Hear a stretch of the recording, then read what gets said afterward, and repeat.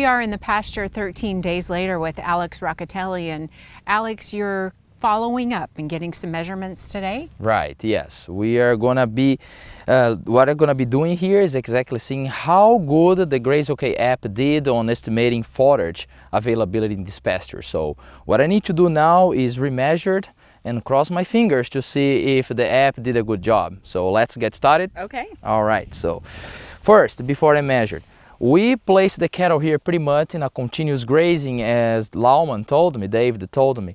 And as you can see, it's pretty common that happens. We have a loss of waste here. See, right here you can see that the cattle pretty much didn't graze it. They just trampled around and didn't utilize it. If you go in a rotation system, what's going to happen is they will end up grazing all that biomass, also all that forage.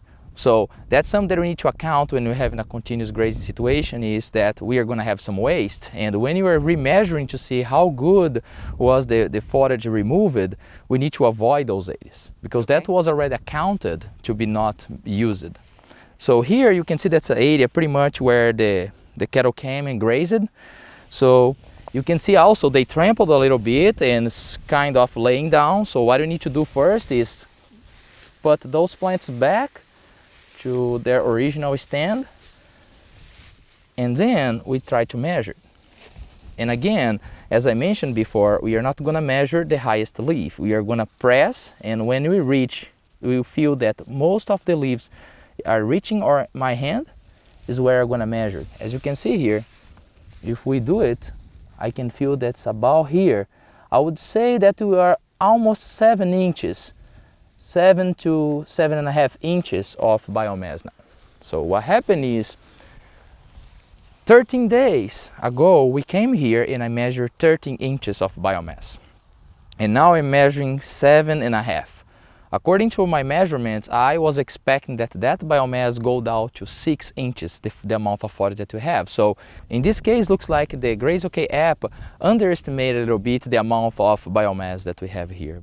We started about, well, I guess it was 13 days ago, turned this group of calves. There was about, as I recall, 152 calves that we turned out on that pasture that Dr. Rocateli spoke about.